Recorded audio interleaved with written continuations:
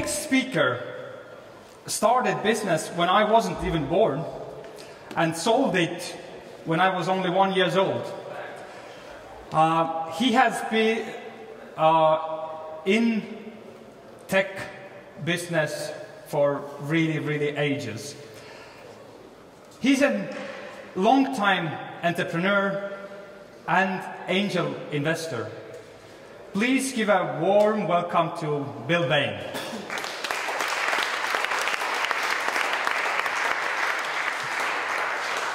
Thank you. I'm an engineer by training.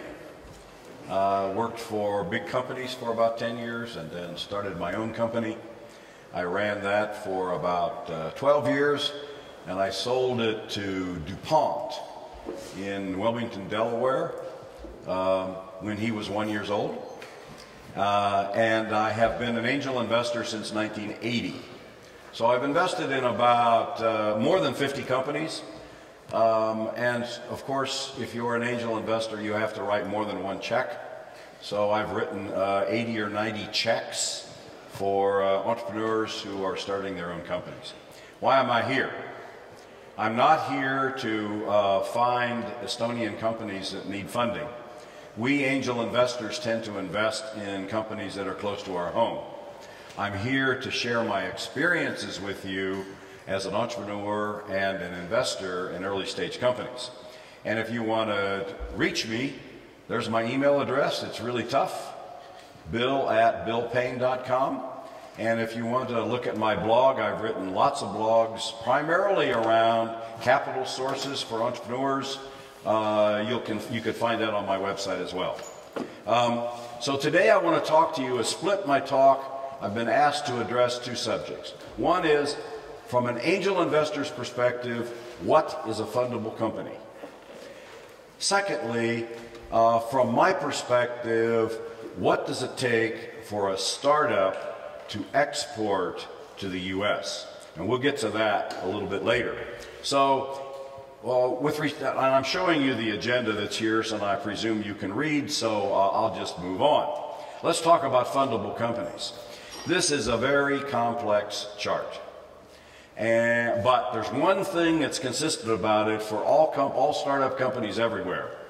There is a red curve that shows the use of cash, the spending of cash, long before you begin to generate cash as a company.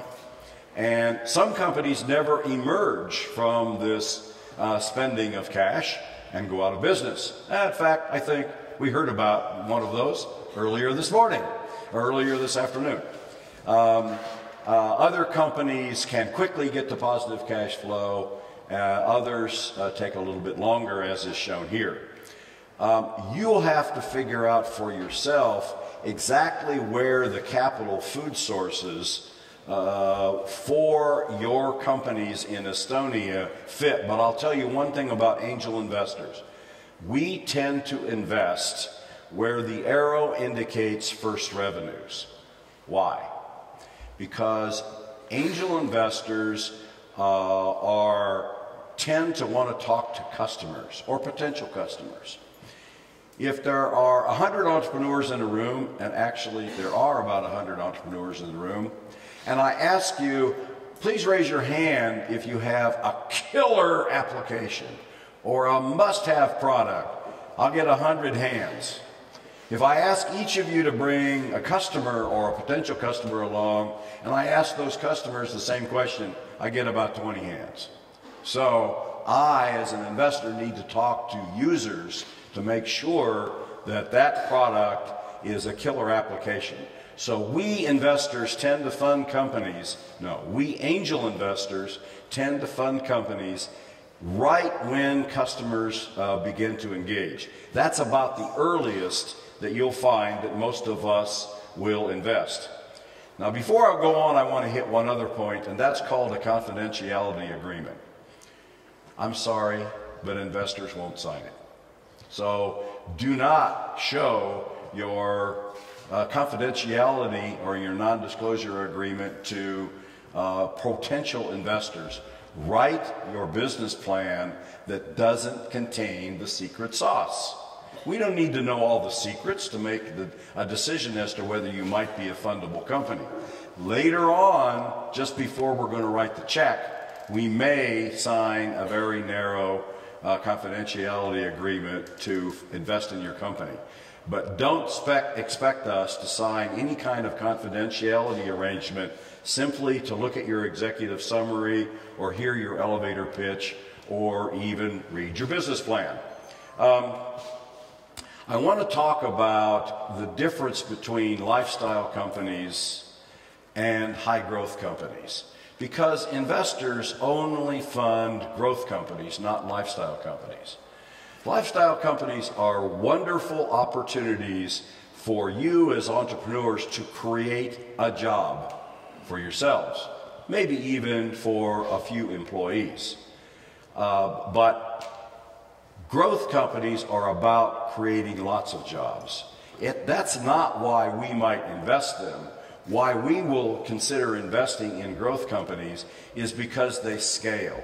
They can grow rapidly to a huge value, and that's why we as investors are interested in funding scalable ventures.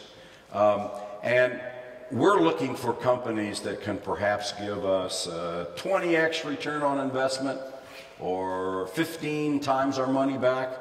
Now you might say, man, you guys are pretty greedy. Why do you need to have 15 times your money back? I'll tell you, because half of the companies we invest in fail and give us 0 back. So we invest in 10 companies. That means we have 10 times one investment invested in a company. It takes a 5x and a 3x and a 2x just to get our money back.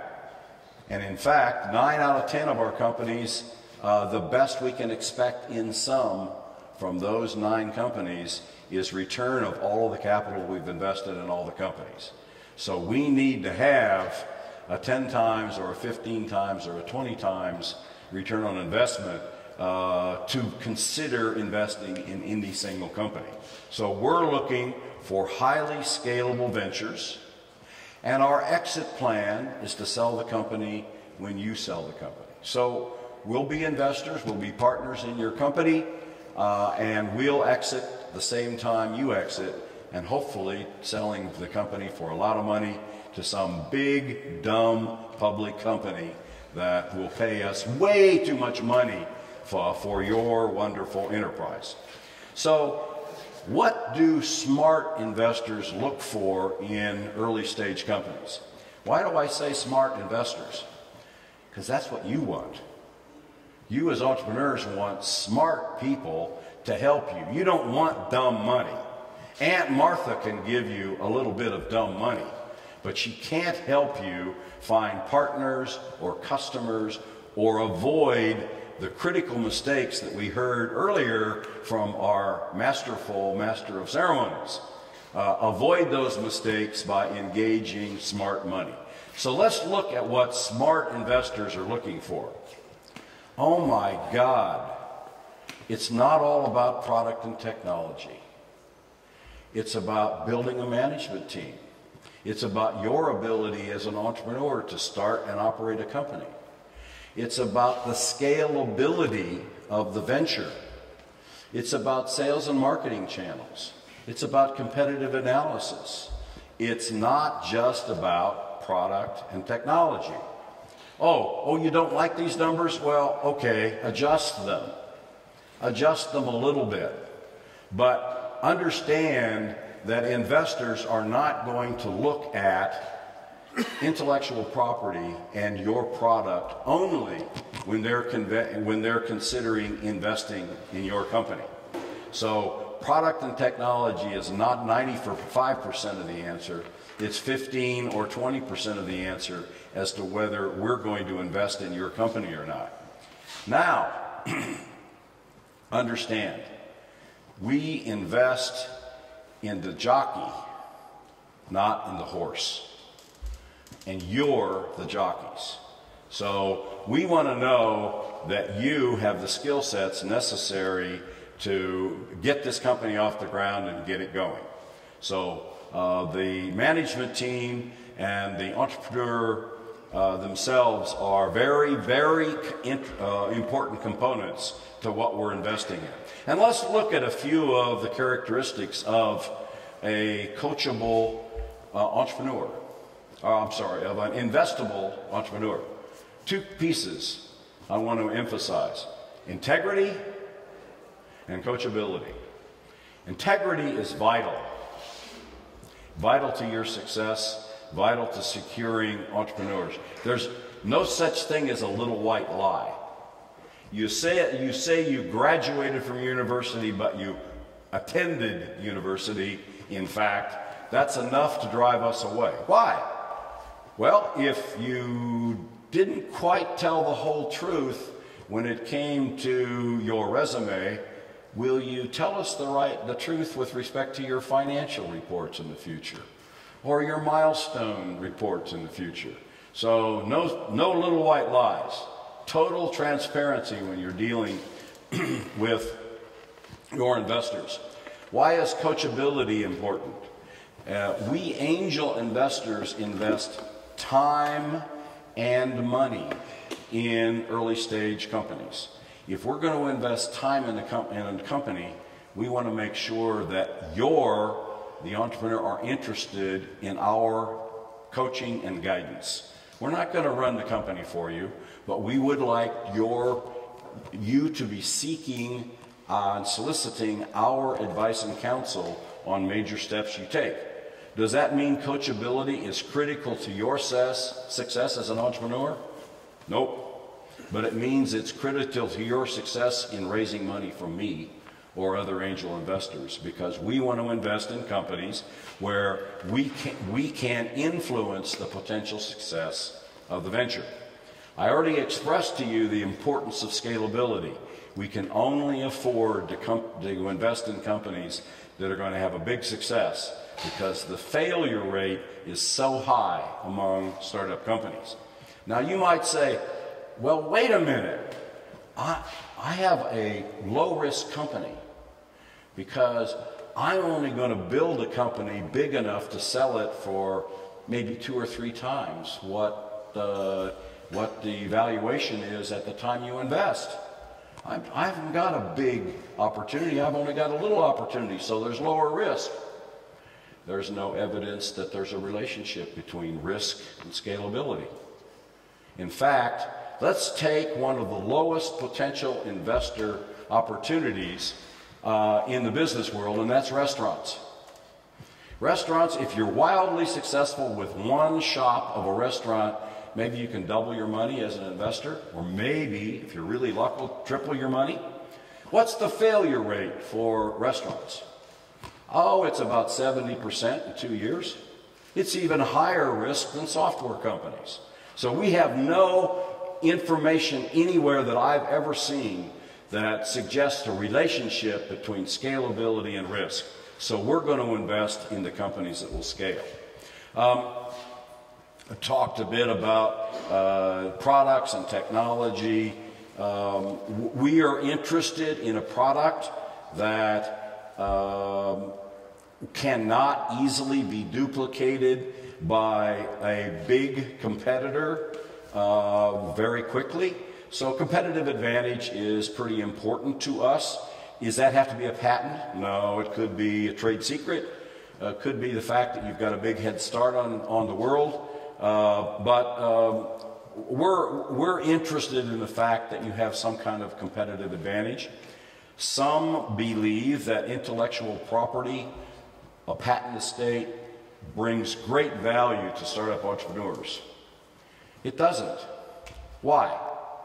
Because if Nokia decides to compete with you tomorrow and you sue them because they're treading on your patent, and I'm an investor in your company, I'll be dead before the lawsuit gets settled. And it's going to take hundreds of thousands of dollars to defend that patent. So intellectual property is important to have, but it's not incredibly valuable when you're trying to establish your valuation of your startup venture. And I already told you how important sales and marketing, especially early customer contacts, are to start up companies. There are other issues that are important. It could be exporting. It could be how much capital that you're going to have to raise. Actually, if you have to raise a lot of capital to be successful, and I'm an early stage investor, that actually increases my risk that you'll be successful, because you may not be successful in raising that second or third, that $10 million or 20 million euros that you need to actually be successful. So if you need to raise a lot of money to be successful, that's actually scary to me.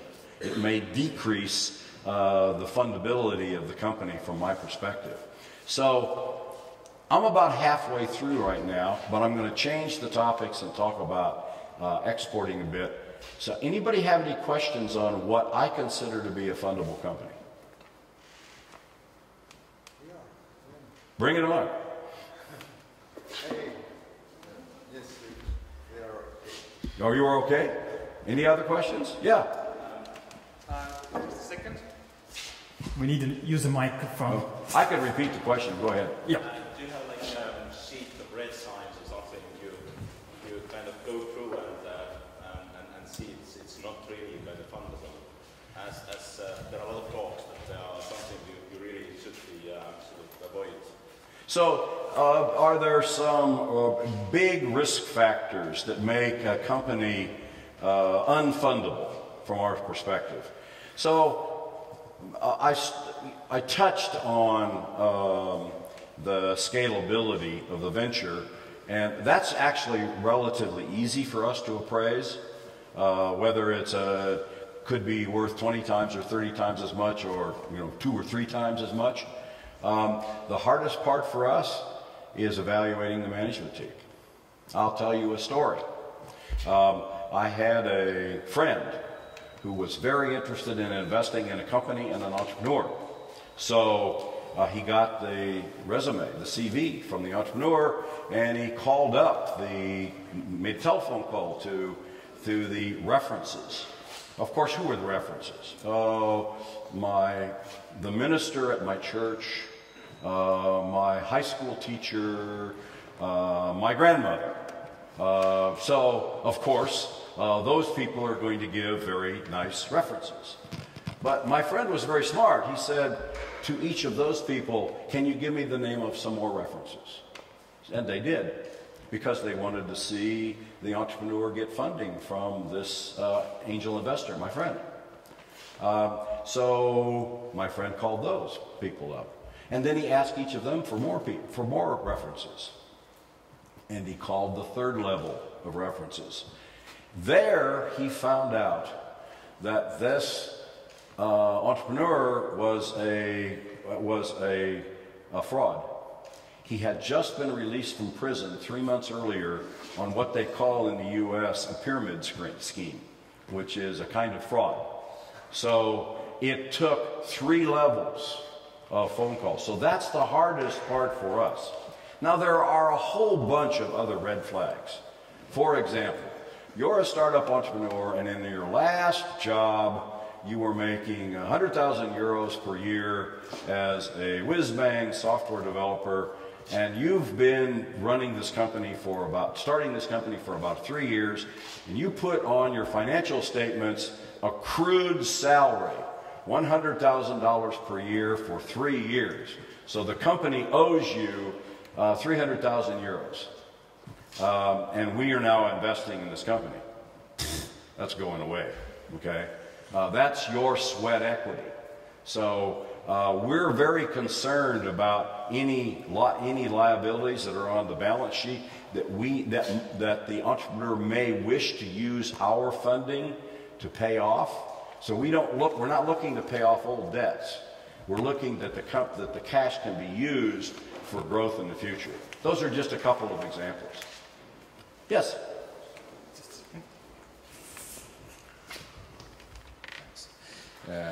From North American VC perspective, and looking at us here, maybe a little bit on the edge of the world from that perspective, what would you see the key criteria, maybe in a nutshell, what the North American VC would expect a company from this region to be in that they would feel comfortable in investing such a one? So the question is, under what conditions, circumstances, or criteria might North American venture capitalists get on an airplane and fly to Tallinn to invest in an Estonian company? About zero. There aren't any. Venture capitalists like to drive their Mercedes to see the next company. So if they're located in Silicon Valley, I live in Las Vegas. That's 1 hour by airplane. I can't get them to come to Las Vegas. So they're not going to get on an airplane and come to Europe to look for investments. If you're seeking venture capital to be successful, you're going to have to find European or even closer venture capital. You can find angel investors anywhere in the world. We invest our own money. We invest smaller amounts of money, as I showed you in the earlier slide. But if you need 20 million euros to be successful, you may have to move to Silicon Valley to raise that money. Any other questions? One more, and then I'm going to have to go on to the second half of my talk. And if you want then to ask me more questions about the first half, have at it, till they throw me off the stage. Yes, sir. My name's John Tankstrom. I'm interested in learning from an angel funder's perspective, how important is it that you see that the company that's looking for investment is protecting their intellectual property and the products and services that they are developing? So the question is, how important is protecting your intellectual property to investors like angels? Correct. And the answer to that question is that we will not fund companies that a big, wealthy competitor is likely to look at your product 2 weeks after it's been in the market, quickly be able to reverse engineer it, and compete with you in the marketplace. So we'd like some exclusivity. The nature of that exclusivity could vary. It could be simply trade secret. It could be a huge head start in software development. It could be a patent. It could be a trademark. We like some exclusivity in the area. We don't want big competitors who have very deep pockets, lots of money in their pocket, to be able to quickly reverse engineer and introduce another product in the marketplace. Follow-on question. I can see it coming. If you're concerned about the product being taken up, then how essential is it that you are then bringing clients to the table? So like I'm talking like, for example, when you're thinking about mobile applications. So I think that there's a difference between what your competitive advantage is and making sure that there are customers for the product. And we would probably consider those as separate categories. We want to know that the dogs will eat the dog food. The customers will buy the products. But that doesn't necessarily mean you have to have customers. You just have to have beta tests that have been proven by customers to be valuable to them. But we want to talk to those customers. So the reason that we're only going to fund companies right when they're at the cusp of revenues is because we want customer validation. Okay, so I know there are a couple of questions out there, but let me move on and finish this presentation, because this is actually, I think, the subject of the day. So let me go through with my experience in startups exporting to the U.S.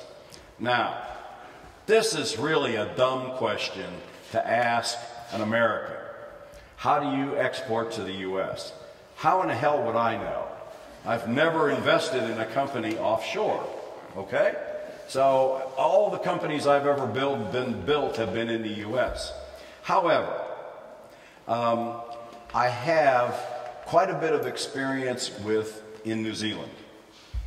I've actually done what I'm doing right here for 6 months in the last 2 years in New Zealand, at the guest of the New Zealand government, lecturing and doing workshops and just mentoring entrepreneurs. So I have quite a bit of experience with New Zealand.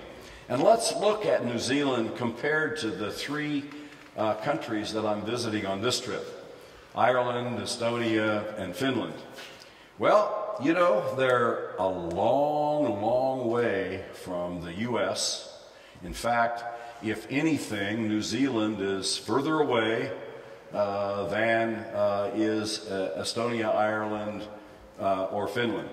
The populations of all four areas are relatively small. Estonia, I agree, is significantly smaller than the other three.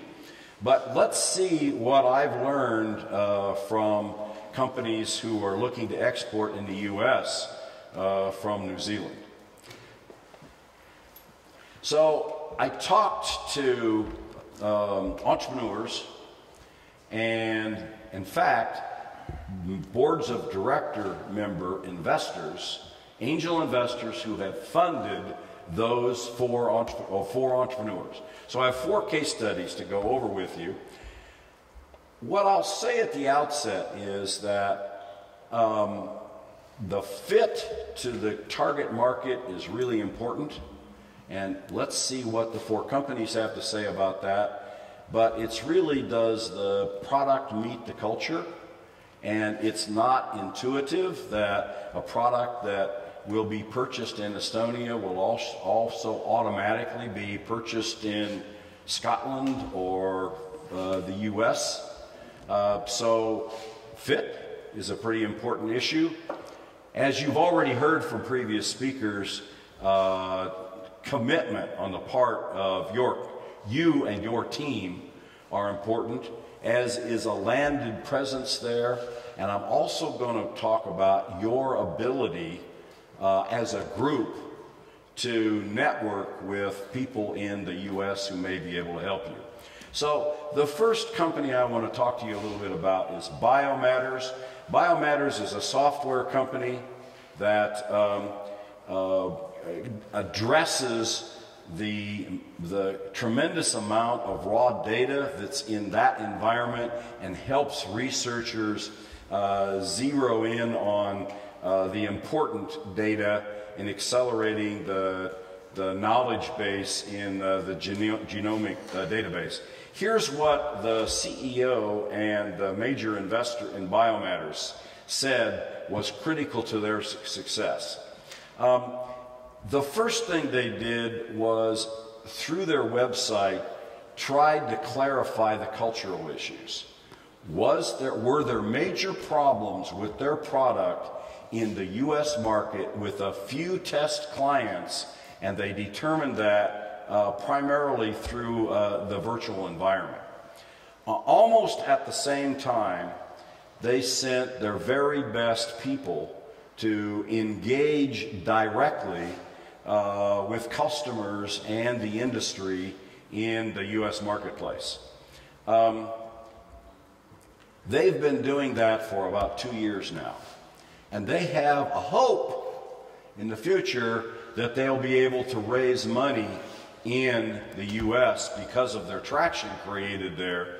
But they haven't been able to raise any money yet. They really haven't tried. They've raised money only in New Zealand to make the progress that they've made so far. Let's talk about BookTrack. BookTrack adds soundtracks to your Kindle or other ebooks. A very interesting piece of technology that Peter Thiel invested in this company. Peter Thiel is the founder of PayPal and the first major investor in Facebook. Pretty wealthy guy now. He loves spending time in New Zealand and invested in this company. So let's see what the CEO and the lead investor in BookTrack had to set up. The first thing they said was to set up an office in your target market as quickly as possible. Be there, recruit people in that marketplace, but don't expect recruited people to make your earliest customer contacts. Again, the cultural issue came up. Make sure the product fits the customers in that marketplace. raise money locally to go off. Are you seeing a trend here? I'm beginning to see a trend, and we've only looked at 2 companies. Sort of the same kind of stuff. And I love what the CEO said. Oh yeah, and luck has a lot to do with being successful as well. And I think you can actually say that with respect to most entrepreneurial ventures. Green Button. Green Button is a software company that is helping big corporates move to the cloud gradually by taking some of their functions to the cloud rather than many of the other solutions that are in the marketplace that essentially require most of their software solutions to go to the cloud. Again, their lessons learned were place your best salespeople in the target market. In their case, the CEO went full-time to the U.S. The CTO and the chairman of the company, who was actually a non-executive chairman, meaning he really didn't work for the company, committed to spending 30% of their time in the U.S. to get that, begin to get some traction in that marketplace. It took them over 6 months to develop a partnership relationship with Microsoft after they arrived, and I frankly think they were quite lucky to get it done that quickly. Only after they began to get some traction did they try to recruit a local management team. So they didn't just try to hire somebody in that marketplace to do it for them. Track Plus is a seamless Kiwi company, a Kiwi company that is seamlessly, regardless of platform, tracking a whole bunch of different kinds of vehicles, land, sea, and air, for whatever purposes are appropriate to the customer. Their lessons, again, very similar message. Deploy your best people, including the CEO, to the target marketplace. Don't underestimate the sales cycle. It's going to take longer to be successful in that marketplace than you expected. Now, there's a message there that I want to stop and pause on, and that is, if the sales cycle takes longer, you're going to burn more cash getting to positive revenues in the target marketplace. That means you have to raise more money before you start than you think you're going to need. If the biggest mistake I have made as an investor consistently over the last 32 years of investing as an angel investor is underestimating the sales cycle. If the sales cycle is longer than you think, I can guarantee one thing: you're going to run out of cash. And if there's one thing entrepreneurs should never allow to happen, is running out of cash. Because then you're desperate, you'll either get money that'll take advantage of you, or you won't get money at all. So that's probably enough on lessons learned. Let's move sort of to best practices. I think the most important thing not mentioned so far is that all entrepreneurs who want to export need to make their mistakes close to home. What does that mean? Well, put your product out in the local marketplace and take a beating there, because you can get in your car or get on the bus and go visit your customer and figure out why they don't like your product. The worst mistake you can do is sending your product off 5,000 miles away and trying to get on an airplane and go fix the problem. So make your mistakes close to home. Take the product to offshore when and only when you've got it debugged. It's working for your local customers. May not work in that new marketplace yet, but at least you're partway there. It's not going to be a buggy piece of software, as an example. raise money locally to go international. There's a clear message from all four of these companies that you need to do that. And I'm going to talk a little bit more about this next point, and that is network with Estonian Americans as best you can to penetrate the marketplace offshore. Patriotism is a really important thing, and it works for all of us. So if you can find an Estonian who lives in Silicon Valley or New York to help you, you'll be amazed at how much progress he or she can help you accomplish. Finally, I think the lesson learned that's clear from these four examples is you, the CEO, need to be in that big target market if you're going to be successful. Now, finally, I've got 2 or 3 points about this whole issue of relationships with your countrymen in the target marketplace. And it's based solely on what the Kiwis are doing in the U.S. First of all, they have hot desks in Silicon Valley. Some local Kiwis have set up some small office space that's available for Kiwi entrepreneurs who want to take their companies to Silicon Valley. They've found landed experts in many markets to help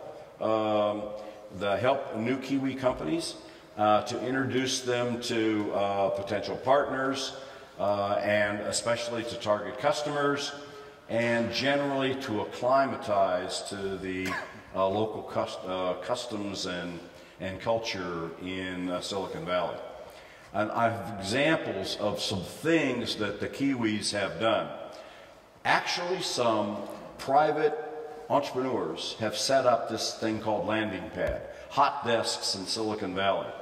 2 or 3 successful exited entrepreneurs went to Silicon Valley and actually set up this office space. Kia is a remarkable organization of Kiwis.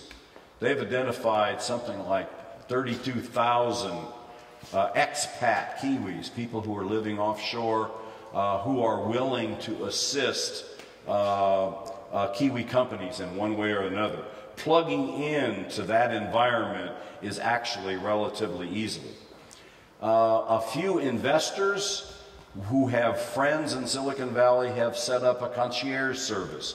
Basically means if a Kiwi entrepreneur is going to Silicon Valley, he can send off a few emails to a friend of a friend who can then make introductions at potential partners. Peter Thiel is actually the money behind Valor Ventures, and he's created a venture fund with the Kiwi government to, in fact, invest in startups who are interested in exporting. And frankly, the other 2 examples are probably beyond unnecessary at this point in time. I think you're getting the point. So the bottom line is, don't expect to raise money in Germany or Scotland or England or in New York to take your products there. You're going to have to raise money here. You can only successfully raise money there after you've demonstrated some traction. And raise a lot of money, because it's going to take more money than you think to get where you're going. Perhaps after you get there, follow-on funding might happen, might or might not, but frankly, there aren't a lot of examples of companies who have gained traction offshore and then eventually raised money there. And if you are successful in raising money, let's say in the U.S., because you have gained traction in the U.S., guess what those investors are going to say? Sorry, you got to become a U.S. company. So be prepared, if you're going to raise money offshore, that you may have to change jurisdictions of your enterprise to be successful at that. So I can let you read the summary. I think you already know what it says, and let me see if you have any questions about either the fundable companies issue that I addressed earlier, are the startup ventures, startup exporting that I've talked about now. Any questions? Okay, raise your hand and we will give you a microphone. So, yeah, I can help you. What is the time frame for your investment? When you invest in a company, how long time do you expect that money to fund the company? Oh, I'd like the exit to be in 3 or 4 months. Realistically, What do I expect? how long do you expect until the money that you put in is burned? You know, that's a different question. So, how long do I expect the money to last before the company raises more money or is profitable is highly dependent upon the business. Software companies can often get to profitability with less than $1 million.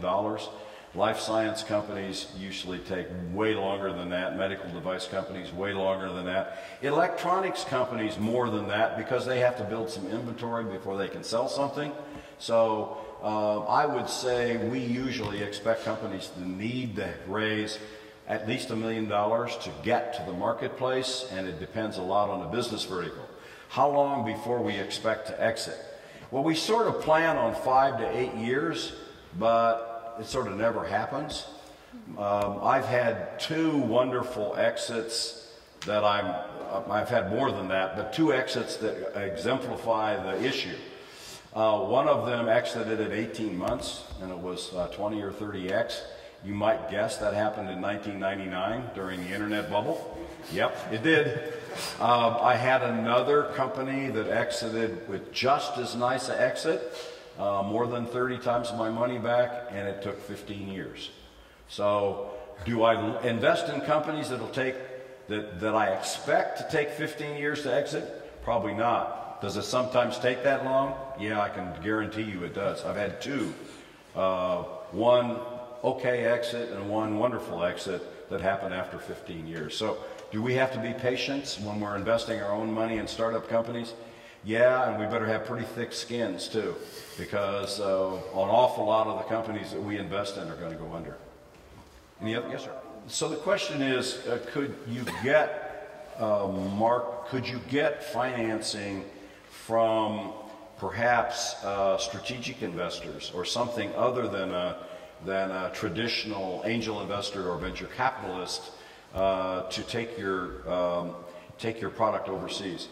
I think it's possible, and I think it's possible if your product were very strategic to the partnership. For example, if you had a medical device that was right in the sweet spot of the technology roadmap for somebody like Medtronic in Minneapolis, and they really needed that product to be successful in the marketplace, then you might get money from them. But let me caution you a little bit just about strategic investors. So what are strategic investors? Strategic investors are corporate investors who are investing in your companies because they want to keep track of where the technology is going, where you're going, what you're doing, what others in your industry are doing, and they can do that by investing in your company. What do you have to be cautious about is what is your exit strategy. Before you take on strategic investors, you have to think about who you're going to eventually sell your company to. And if you've taken, let's say to have an example, your potential exits are likely to be to LG or Nokia or RIM or Qualcomm, and you take strategic investment from Qualcomm. You know, the other 3 are going to think, oh, that Qualcomm, they're already on the board. They got the inside track for buying you. So they may not even be interested in bidding on your company. So what the point here is that strategic investors, unless you think it through very carefully, can decrease the valuation at exit, even though they helped you get to the marketplace faster. So I'm not saying don't do strategic investments. I'm not saying that at all. I'm saying think through very carefully the relationship you have with that strategic investor and how it may or may not impact your exit.